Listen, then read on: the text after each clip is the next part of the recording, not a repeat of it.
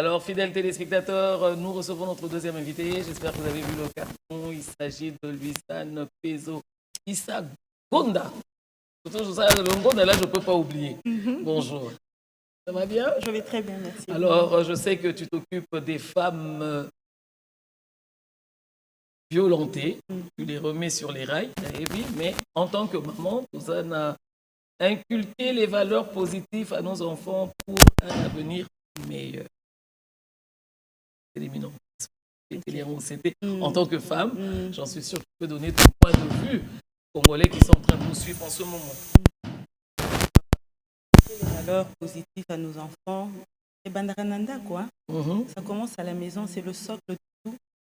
Parents, papa, maman, et je vais faire peut-être un clin d'œil pour les parents seuls, que ce soit pour un cas de veuvage, mère, mon père. Donc, je suis concernée. En parenthèse, je vais des fois rendre visite à des femmes veuves. Et parents seuls, on doit tout simplement savoir que l'éducation à ban le lendemain et bandina nanda peut pas quand on ne sait pas mettre cette base là, une fois que les enfants sortent, ils sont exposés à autre chose dans la rue, faire. On est le phénomène Kuluna et toutes autres choses ont une influence négative qui conduit à des conflits armés, même aujourd'hui, que certains conflits sont suite tout simplement à des incompréhensions de rue, à des possessions de territoire. Et des femmes, des familles ont été détruites comme ça. Parce que l'Oromorezanga qui déjà partir en Ndako. Voilà, là tu entres dans le vif de ton sujet, parce qu'il faudrait rappeler aux téléspectateurs que Madame Luisane Pezo, elle, justement, elle s'occupe de l'encadrement. Oui, je vais vite la retrouver là. Elle s'occupe de l'encadrement des femmes victimes d'atrocités de guerre. Comment l'histoire a commencé? Alors, ça a commencé avec... Après une observation, on s'est rendu compte que l'industrie du textile de chez nous avait quand même un petit problème. Endormi ou dans le coma, on s'est dit, mais qu'est-ce qu'on peut faire, nous, en tant que citoyennes et porteuses déjà du textile, du pain, du wax, qui nous représente ici, mais du vêtement en général, un peu partout. Et puis, Congolais, on aime s'habiller. Mais comment ça se fait que le Congolais, chez lui-même, qui aime la sape et tout, n'a pas... Et donc, c'est là que la réflexion est partie. Qu'est-ce qu'on fait? On a commencé par penser à une plateforme qui est la FITEC, donc Foire internationale de l'industrie du textile, qui mettrait ensemble les acteurs de l'industrie du textile sur toute la chaîne de valeur. Donc, Ezala, à partir de Bilanga Coton, Tina, Elamba, Tina, Kitty et tout ça, toutes ces parties prenantes. Le textile est utilisé. Voilà. Et après avoir pensé ce projet, on s'est dit, mais tiens, côté social, Salinini. C'est là qu'on s'est rendu compte, on a entendu des histoires de déplacés de guerre qui étaient attachés ou qui se servaient du textile de manière particulière, le pain. On a remis Mamouana au Congo pour couvrir un défunt. Au Kangapé Bissaka, Likolo Moutou et tout. On s'est dit, mais comment on fait pour élever ou redonner un peu la place du textile et surtout de notre textile à nous.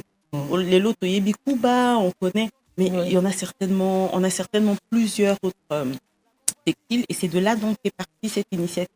Et en collaboration avec le CONAREF qui nous a accompagnés justement pour l'identification des victimes. Ah oui, mais juste, en fait, quand tu rentres déjà dans les victimes, je voulais savoir, parler du textile, pourquoi avoir la population cible, ce sont justement ces femmes qui sont victimes d'atrocités. C'est quoi le choix? Pourquoi ce choix-là? Parce qu'aujourd'hui, ça fait 30 ans. On ne peut pas être indifférent.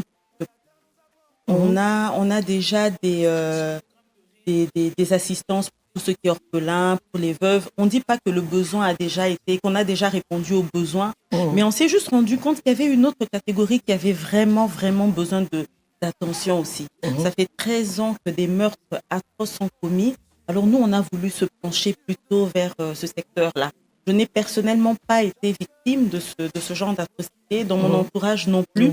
Mais ceux qui concernent, et l'autre étaline des Konanga congolais, étali Pekakangai, ceux qui lissent, ils ont un problème. Nous autres, Mobimba, ils ont dérangé. Alors, comment ça s'est passé? Qu'est-ce que vous faites à ces femmes-là, puisque vous avez décidé de les intégrer dans la FITEX. La FITEX, voilà. Qu'est-ce que vous faites? Alors, déjà, en partenariat avec le CONAREF qui a identifié 12 victimes, dont 8 femmes et 4 hommes, qui sont ici à Kinshasa, qui sont venus de Congo central, Kananga central, Chopo et Ituri, qui en ce moment sont ici et qui ont déjà commencé leur formation. On a commencé avec le français. L'idée, en fait, est que ces personnes repartent chez elles avec munies d'un bagage qui leur permettrait de rebondir et d'être réinsérés, de réintégrer la société. Vous connaissez l'adage qui dit donne-moi un poisson, je mangerai un jour, apprends-moi à pêcher, je n'aurai plus faim. Et donc, c'est dans cette perspective-là que ces apprenants, aujourd'hui, on préfère les appeler apprenants ou victorieux, parce que ce ne sont plus des victimes. Maintenant, elles se lèvent pour leur. Donc, elles sont là, elles ont intégré un programme de 10 modules.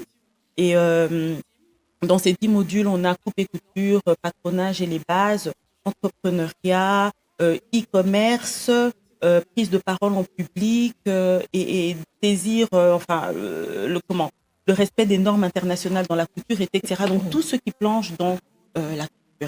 Donc, je pourrais être habillée une fois par ces femmes si j'emmène mon tissu. Effectivement, c'est l'objectif et on espère d'ailleurs que d'ici la fin de la première édition, que ces apprenants aient présenté un vêtement, un style, un vêtement en fait qui sera peut-être commercialisé. On va attendre, peut-être que vous allez, là on a eu à voir les images de la toute première édition. La deuxième sera certainement le défilé de mode. Alors, c'était le lancement de toute l'édition qui comprend 4 volumes, dont la soirée de gala qui aura lieu en mars, la foire elle-même qui se passera en juin, et la formation qui fait partie, qui est un des volets, et pour finir, la compétition qui sera le 4e volet. Donc voilà. Alors, nous, qu'est-ce qu'on peut vous souhaiter en tant que Dominicalement Vôtre? Notre caméra sera bien entendu derrière vous parce que nous avons besoin de voir ces victimes sortir justement des centres parce que des fois on a l'air désespéré. Mais tu sais, au Congo, tu as un absou makasi. Et puis, Congolais, tu as un étranger, Makila Yamboka.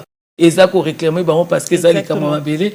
Moi, je te félicite. Merci. Parce que c'est vraiment, c'est tirer une aiguille dans une boîte de foin quand même. Parce que généralement, les gens se disent, Atana Sali Bonorosu, mais tu persistes et tu signes. Je signe et je ne suis pas seule. Il y a toute une équipe derrière moi qui fait justement que ce projet existe, qu'il prenne vie. Donc, on est à plusieurs. Alors, moi, je vous encourage. Je vous souhaite plein de chance sur cette démarche et j'espère que nous avons bien retenu les mois pour être derrière vous, pour voir ce que vous êtes en train de faire réellement. En tout cas, nous vous attendons. Le bateau est grand, le navire est très grand. On a besoin d'encore plus de courage pour atteindre cet objectif. Tu as un peu fait comme Noé. Hein? Oui. tu as mis tout le monde dans les bateaux. Exactement. Voilà, alors fidèles téléspectateurs, nous allons... Un dernier mot. Dernier